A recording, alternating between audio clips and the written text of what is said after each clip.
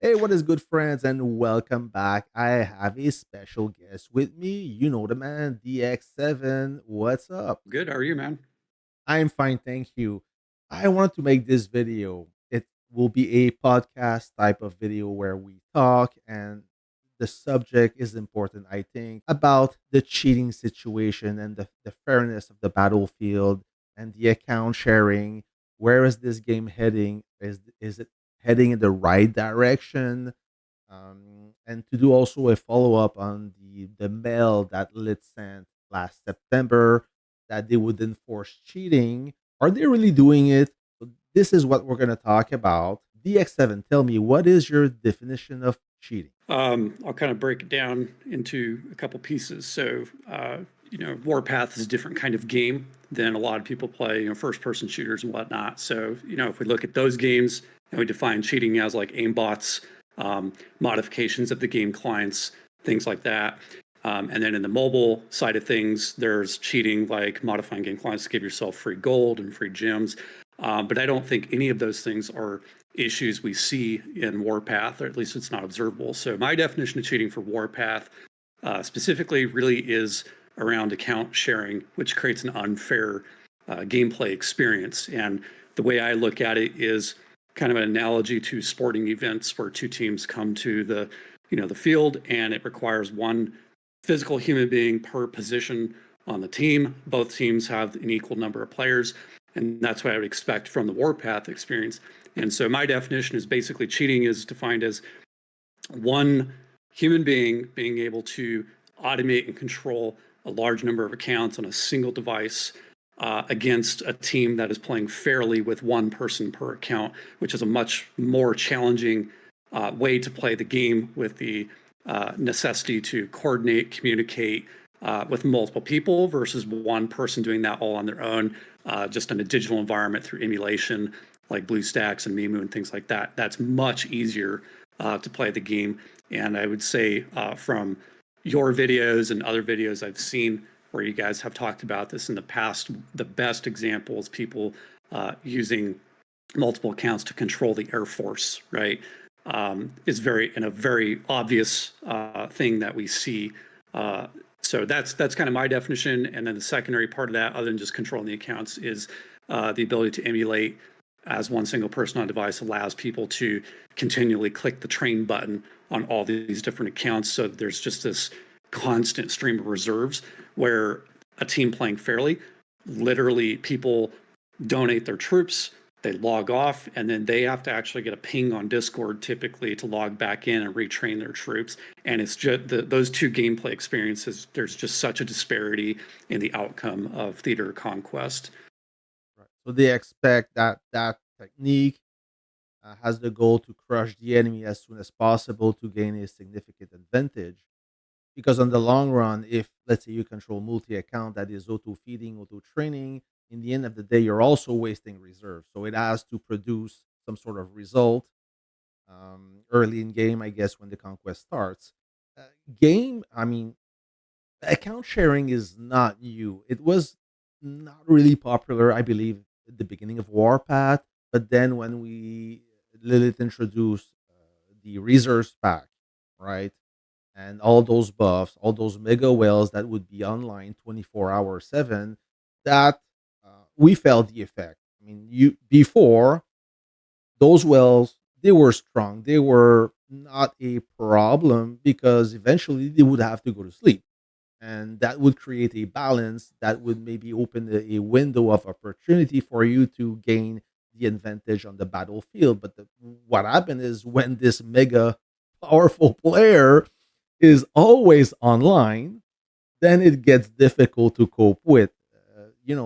Now with the buffs going on, it's very difficult to defeat this player. You need a lot of bodies.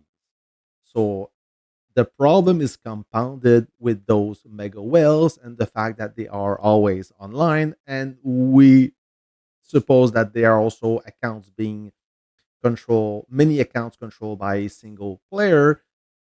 That just compound the effect. It makes this battlefield unsustainable. It's difficult to deal with. When Lilith introduced that, or they sent that letter, they actually paid somebody to write this mail. I find it funny in the haha way, meaning that I knew that already. That's why they have the term of service. They specify that account sharing is prohibited. However, they allow it anyway. So how can they enforce the rule when they allow account sharing? Where do they draw the line in account sharing? And how do they have the technology to enforce the rule? Do they have something in place? Because so far, it seems like they rely on the player to snitch other commanders, so they start an investigation. But this is not our job. Our job is job. We play the game. If we say something, we report it, but we can't watch everybody suspecting they are cheating. That is Lilith's job to do that. What's your take on that? So yeah, I want to start with talking about snitching because I agree with you that it shouldn't be left up to the players because that will be abused, and we've seen that. I'll use chat bans as an example. Our recent conquest, players will actually go out of the way to report players they just don't like, so that way they get banned from chat, whether it was legitimate or not. And then those players actually end up having to reach out to Lilith to appeal the ban. And so I think if it was left up to the players, it would just be an abused system. And it should be something that Lilith is responsible for through either having an anti cheat system of their own or not. But yeah, definitely not left up to the players at all. I think it's okay to have a pathway where players can report something that they see is uh, mischievous in the game, but I think it should primarily be Lilith doing the grunt work on that, which is the case with most Class A games in the industry, right? It's not the players; they have a reporting system, but it's the vendor themselves that provide the anti-cheat. They do the work, and so on and so forth. So, from that perspective, you asked, about technology, which is really interesting because the technology, there's certain kinds of cheating we can't solve in the game industry. It's aimbots and that kind of thing for those kinds of games has been around forever. It's never been solved. Every anti-cheat that comes out that you know solves one problem, the hackers and the programmers and engineers come up with an even better cheat program. And I actually watched an interesting video from a gentleman who actually creates these programs, and he was saying on a new release of a brand new game or an anti-cheat, they can have a new cheat within 10 minutes of the game being released. So it's a constant cycle. Now, we don't have those kinds of issues in Warpath, but what Lilith could do that the technology is there to do is the ability to say, hey, we offer an official Warpath client through the Unity game engine. There's absolutely no need anybody should be using a third party or unofficial game client. The technology is there to program into the game client to detect if it is running in an emulated environment, and they could disable the game and give a message to the user to say, hey, this client's not supported, here's a link to the official client, download and play with our official client. And if they did that one thing, that would eradicate the usage of all the emulators that are making it easy for people to run multiple accounts on single devices. And that's what I believe is the 99% problem. What I have heard is they do have some kind of anti-cheat system on their end, because if you think about the way games are built, you log in, it connects to a database, they have your account information, they have all the data about your account, so they have everybody's information, they Oh store yeah. all the game data, so they have tools, I would imagine. That's all I know they've said is that we have monitoring tools, and that they can monitor the problem. And if you report, to your point, they'll investigate the issue. They're using whatever tools they have to do that. But what I have not seen to date is any actual impact of whatever it is they say that they have on the game, because cheating is still occurring. Account sharing is worse than ever. And I agree with your point about there's two things. The reserves packs was one, because the accounts, uh, you made two comments that are interesting actually. Account sharing is not such a big issue with like the bulk of free to play accounts actually, because they're just not strong enough to sway the battle usually, right? And they'll run out of reserves and they don't have money to buy reserve packs for those accounts. But to your point, on the whale accounts that are funded by either wealthy individuals or people just willing to channel money into the game, they can just keep those accounts replenished and full. And those are the accounts, the 600, 700, 800 million power accounts that are actually swaying the battle. And usually what we see, it's because the Air Force is the big differentiator that they're using to control the battle. Because once they control the air, then you can't run a Howard group, for example, because they're just going to bomb you to death. And you're, if you can't counter that air, you're screwed. And they're playing that account 24 hours a day by rotating it among, 3 or 4 people, like you said. So I think if they just eliminated the emulators from the game, that would, I think, address 99% of the problem. And I don't think people would really complain about cheating anymore if they did that one thing. What's the benefit to run an emulator when you can download the PC client? Because I tried the emulator before the PC version was available, and it runs like crap. I mean, maybe It my runs like crap. yeah, Yep. it's not enjoyable. I didn't understand. Maybe if you have a really strong computer, I guess I suppose it could run great. But what's the benefit of running an emulator besides having more ways to having tools Right. helping you? Sure. So yeah, the emulators are kind of interesting because before Warpath released the official client. So first off, they build the game on a game engine called Unity, which is a Microsoft platform for building games. So been around for a long time, extremely popular, and it can build cross-platform games, which is Right. why Warpath can run on That's why. Yeah. Android, Sorry. That's why all Apple. the game they look like Warpath with a different uh, appearance. Right. So, but they didn't ever build the PC client and release it because then they would have to support that, which they weren't. I don't think they were in a place to do that at the time. So there was no official client, and so the only way you could play on the computer, if because I like for me, I hate playing on mobile. Like phone, I'm clumsy. I tap wrong, I lose units. But if I'm playing on computer, I have a much better gameplay experience. So, but they didn't always have that client. So the only way to play on PC was an emulator. So that was why that became popular.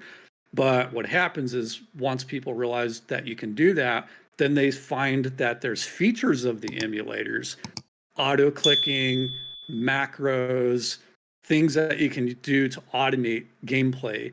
And the number one thing is creating an auto clicker or macro to click the train button repeatedly. So you just leave the emulator up and you set up an auto clicker or a macro and it could just constantly tap that train button. And you don't need good hardware. You don't even need to have it running decently to just have it tap the train button. So you're not interested in running that account, you're just interested in training. You're running some other account maybe on your actual mobile device. It's So easy you to don't, do. you can run, it's easy to do. It's very easy to do. Anybody can do it. Okay. And so that's the primary benefit. The reason these things exist is because emulators are required to develop the games. That's actually when you write code and you build the game, the development team is actually using emulators to test the game on emulated environments before they push it to real devices to test because you can't there's like one company that we use where I work. They have what's called a mobile device wall. So once they're done with the dev of the game, they have a wall with hundreds of different tablets and phones, but they don't that's more like we're kind of closer to finished with the R&D of what it is we're working on, right? So before then, they're using emulators to build the game. But yeah, so it's really because people want to play the game on PC and then they learn that the emulators have these additional features that then can automate the game experience. And modern hardware, like I upgraded my computer not too long ago. I had one I built for gaming that lasted about 10 years. It ran the emulator like crap. Could not really play the game. You could click on things, but even just the screen transitions would be very laggy and take a long time. But on modern hardware, like I have a new computer from Asus. It's got an i9 processor, 32 gigs of RAM, fast hard drive. I can run plenty of emulators almost as fast as just my physical phone device. And so it's not a big deal in that case. So we stop the user from using this platform. But let's say we're not there yet, somebody gets caught cheating, what happened?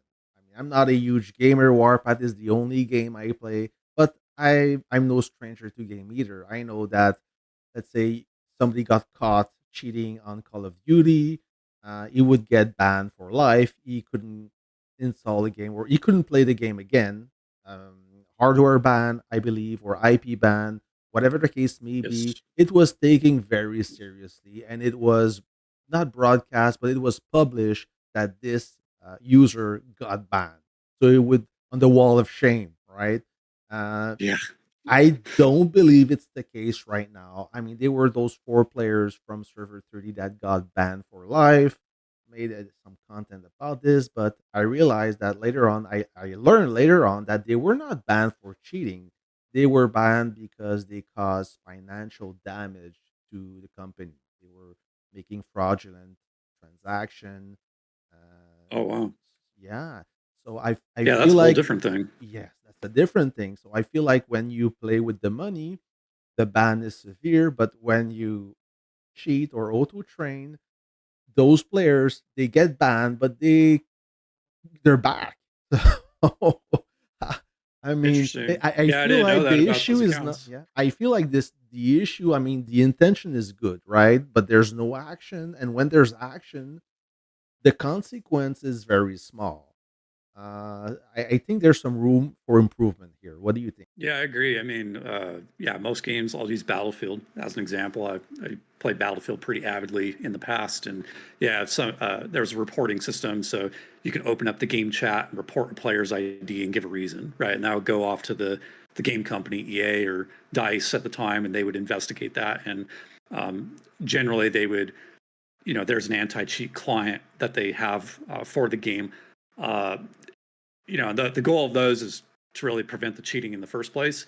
But people could send proof to EA or Dice of the cheating or a video, and yeah, they would do a if the proof was definitive, they would do typically a hardware ID ban. Is probably the most common type because people can change their IP addresses typically. So yeah, you ban an IP, I just change my IP.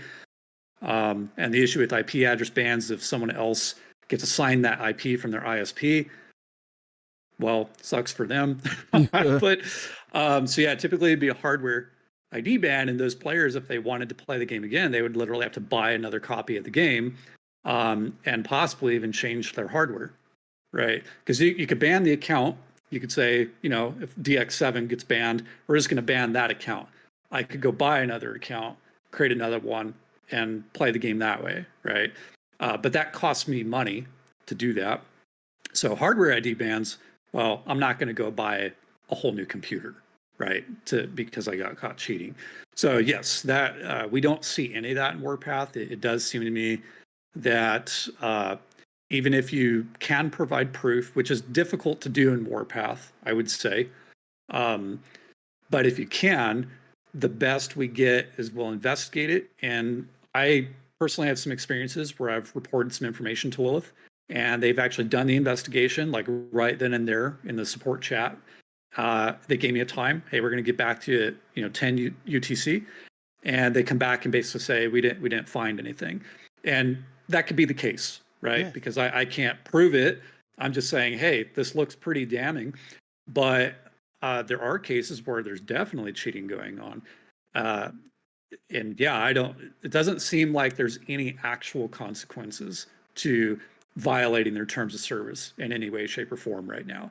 And so, what you said about them sending the mail out periodically and talking about it, but they're not backing that up with action, I think is the big issue. And it's demoralizing to the player base, ultimately. I think players want to know that Lilith is actually doing something about this and not just talking about it. Yeah, and it's a yeah, it sucks for the average player. I mean, it's already hard. Some battlefield are quite Yes. ruthless, and the fact that those players can still play, and we suspect there is something going on, but it's very hard for us to prove anything. And dealing with VIP service, sometimes it's called VIP service, but I'm not sure where is the VIP. what the VIP means in that service. Um, I don't use VIP, but from what I've seen posted from VIP, it's not that different than the regular customer service. And their regular customer service leaves a lot to be desired. I'll say that nicely. I'm very vocal about when Lilith doesn't do things right or well, and their customer service, even if you have like a legitimate billing issue, which I actually had one a while back. I had a legitimate billing problem, and they were not interested in helping me at all. I ended up losing 500,000 gold off my account as a result of it. This is like a several $100 billing issue, which is kind of a big deal, you know. And so, yeah, they leave a lot to be desired. So then when we talk about if you're not even willing to resolve legitimate billing concerns, yet alone, now let's talk about cheating, I don't have high hopes. I'd like to see them change that at some point to actually, you know, they sent out that recent mail. I've been putting a lot of pressure on them to address this with my recent community suggestion. I think it went, you know, it's pretty popular. They responded to it with almost a non-answer, and that's kind of the level of customer service we get from them, is kind of a non-answer style customer service. And I'd like to see something more than that for how much money that we're paying for a product and a service, but it doesn't feel like we're necessarily getting our value out of that product or service necessarily. yeah, if they would hire a few more people dedicated to that aspect instead of the marketing aspect, maybe we would see a difference. And this is where I'm going with this. You know, uh, game is a huge business. I'm sure Lilith is making a lot of money, and that's good for them. But do they are they ready to invest this money to reinforce the cheating, because this costs money, and any business, you want to justify those expenses. If they don't spend that money working on an anti-cheat besides the puzzle solving thing that I don't know if it really works, but this costs money.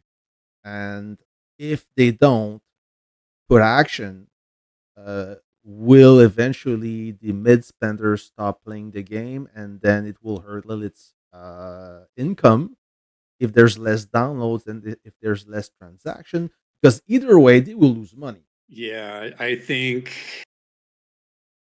so. I'll talk about kind of psychology that's been studied around mobile games and kind of why I think Lilith does what they do. But um, it and anybody could go research this. There's like big studies around the psychology of mobile gaming, people that play mobile games and people that spend in mobile games, and the whole business model of mobile gaming is built around a few core concepts, and gambling and addiction has something to do with it, Like the casino. and like the casino.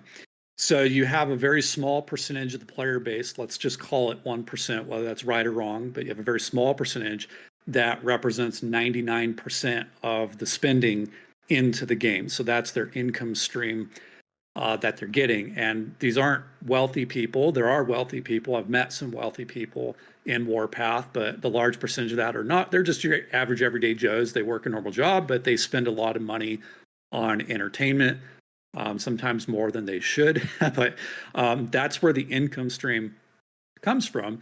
And so then when we look at where the cheating is happening, it's normally these very large whale accounts that people are sharing 24/7 to control the battlefield because their strength is beyond 20 to 30 free to play players, right? And normally it's the air um, that wins the battle. They could be But that stronger. They could be stronger, but they nerf but they nerfed them.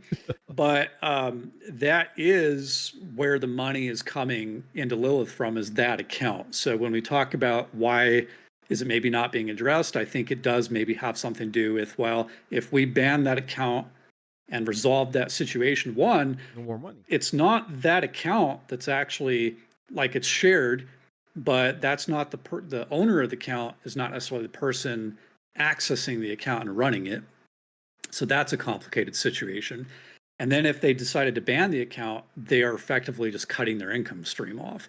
And the 99% of the player base, even if they're moderate spenders, let's say they spend $100 a month or a couple $100 a month, maybe even $1,000 a month, um, they're not putting the amount of money into the game that these big spenders are. So it doesn't add up. So I think that does have a lot to do with it, because if they actually started banning these accounts, I mean, they could be like, banning one account could mean we lose $100,000 in revenue a year just from that one account, as an example. I mean, Yeah. 100,000 is a small amount.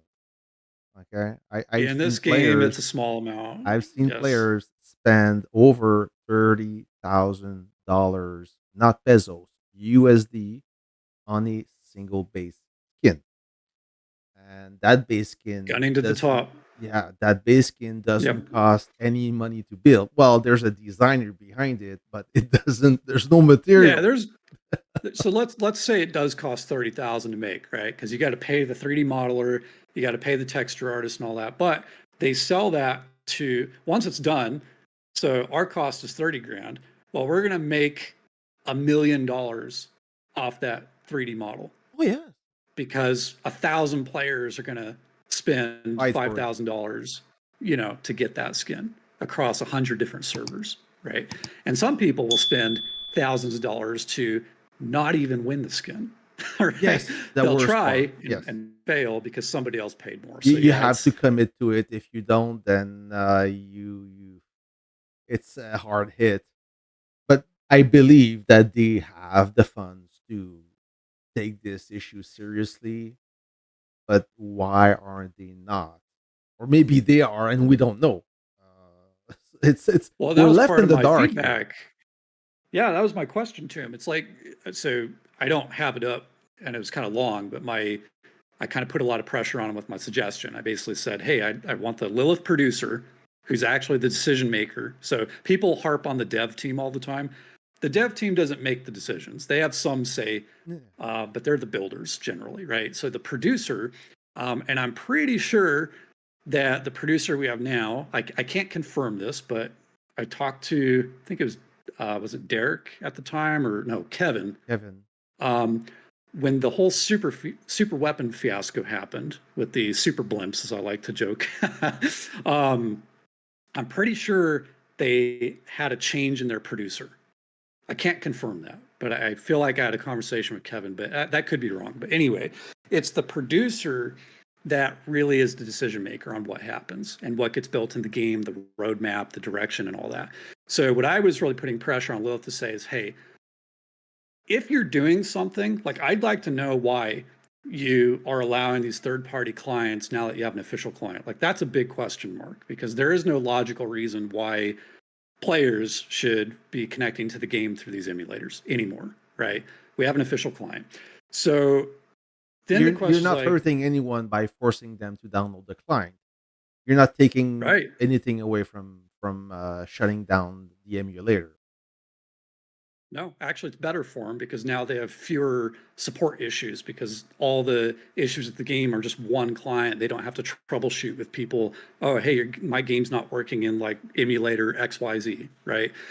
So there's a lot of benefits to it, actually. But if they are doing something, that was the other part of my feedback, was simply to ask, why not be a little more open to the gaming community and communicate what you have and what you're doing? Because there was, let's wind the clock back a year ago or 2 years ago, they were sending mail in the game all the time about game balance issues, bugs, issues with officers, and people reacted to that, either positively or negatively, but they were at least communicating to the player base and showing that, hey, here's the issue, we're aware of it, here's what we're doing about it. And they're not doing that anymore.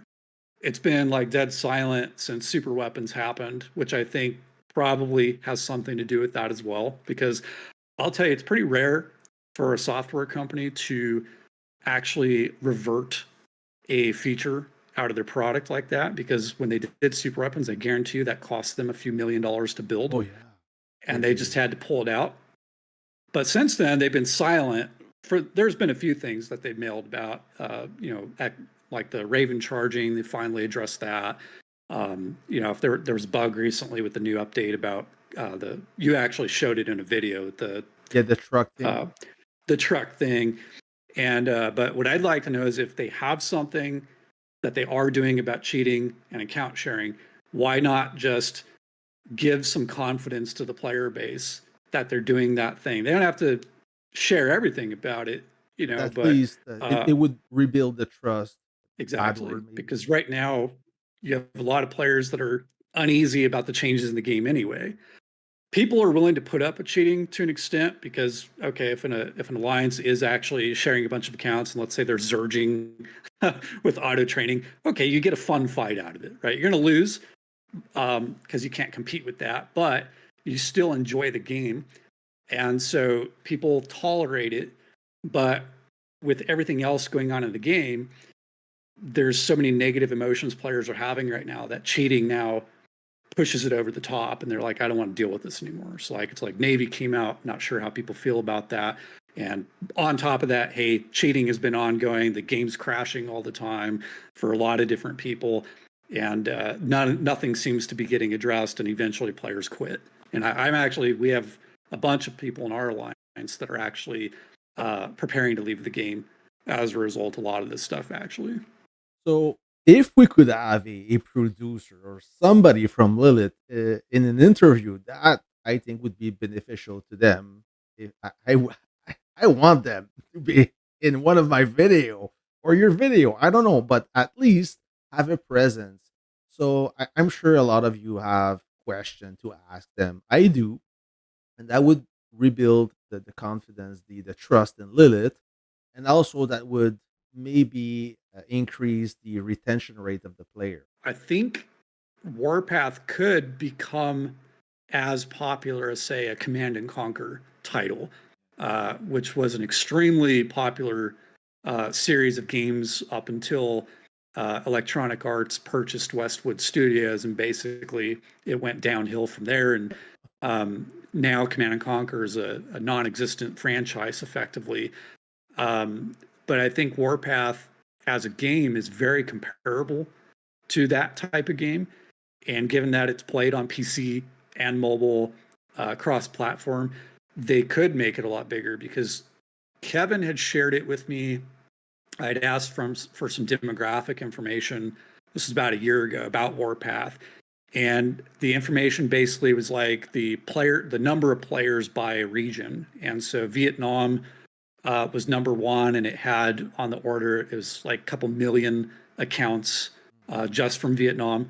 And then I think I don't know the exact order, but two, three, four, you had, the United States was actually kind of three, four, five. You had, I don't even think China might have been on there, but there's Russia, a lot of maybe. the Asian, Russia was on there, Europe, UK was on there. So like for US, which is where I'm at, was maybe like four or five from what I remember. So they claimed at the time they had, I think it was like several million accounts, quote unquote, players in the game. I don't believe those numbers because the number of servers that we see is only, I think it's like up to 150 something now. And when you look at the servers from one up to, say, I'm just going to pick 45, you typically have one or two dominant alliances, and that's about it. They're not even full alliances anymore, right? They're 100, like there's a couple capped at 130 now, but they're generally around 70 is a good number from what I see. And the rest of the servers are dead. If you actually go explore servers 60 plus, all those are empty effectively. So I don't know. I think Warpath is very small, but they could become a larger title to your point if they improved upon some of these aspects, existing game issues, community management, and I think they could actually have a much more vibrant player base because I think more players quit. To your point, you said new players, they pick up the game, they try it for a week, and they throw it out. And that's how mobile gaming is. But for the people that stay in the game, you want to retain those players for a long time. And so that's what they're losing. That could be another topic because the thing is, when I start playing Warpad was on the mobile, then I Mm-hmm. played on the tablet. But at one point, I mean, between you and me, the game is it was made for mobile, but not You even with the latest and greatest device, you start playing. There's a war going on. After 5 minutes, your phone is cooking. It is Yeah, there is I don't maybe there's is a device out there that can deal with that, but I don't want a gaming device for work. I can only afford one phone, and it's a sure. Samsung, and it's not it's top of the line, but it still cannot deal with the game, and it's not even in 3D. I know it can be a lot busy at some during a big war.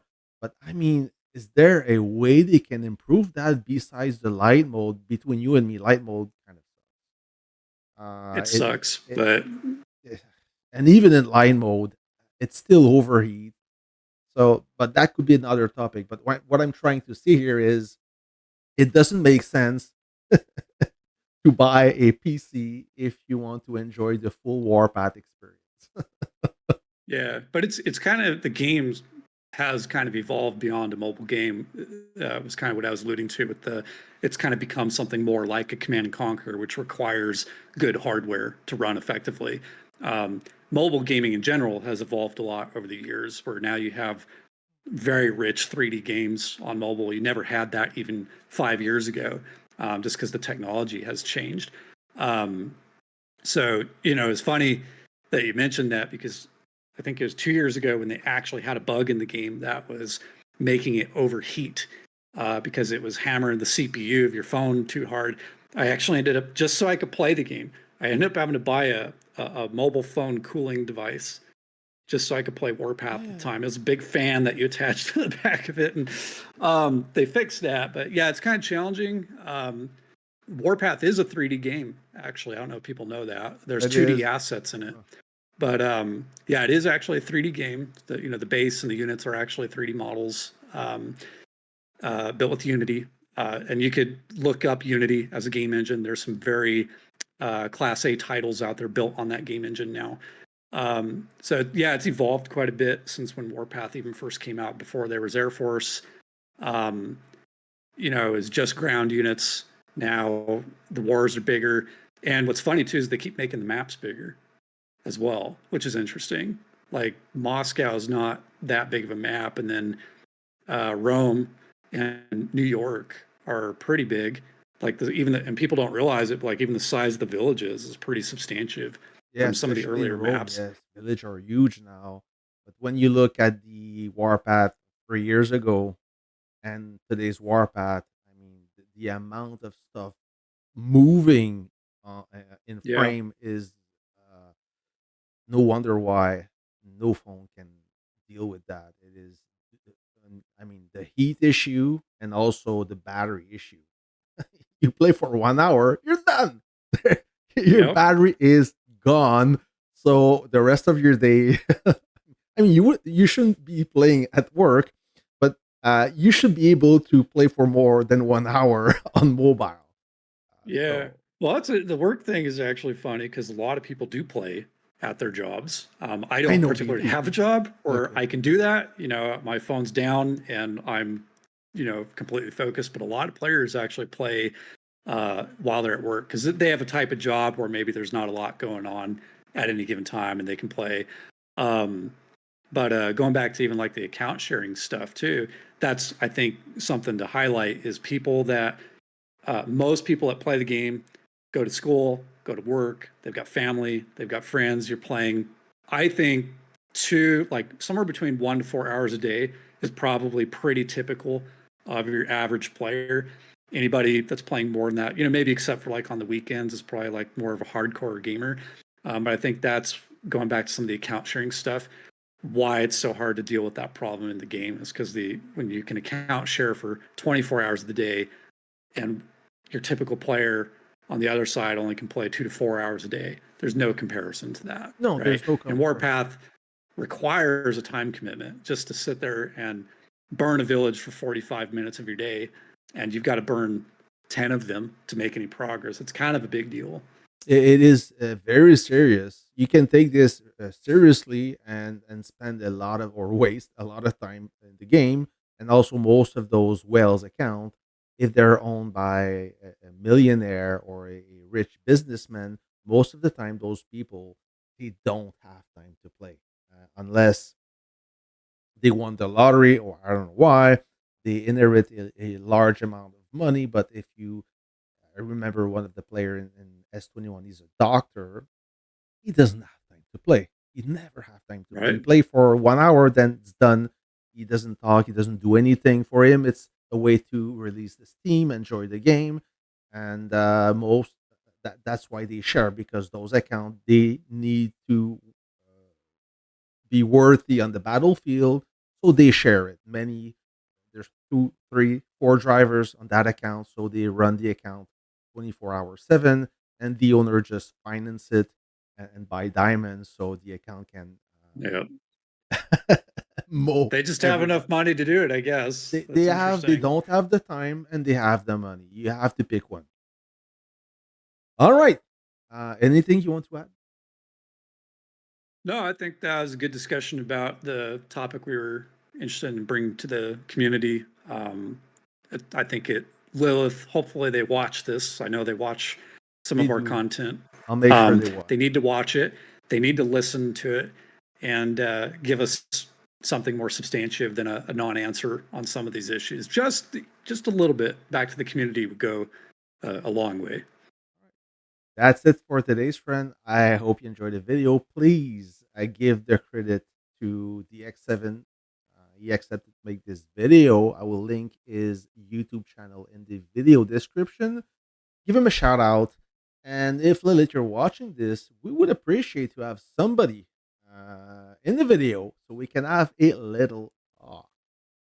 Until then, friends, I'll catch you on the next one. See ya.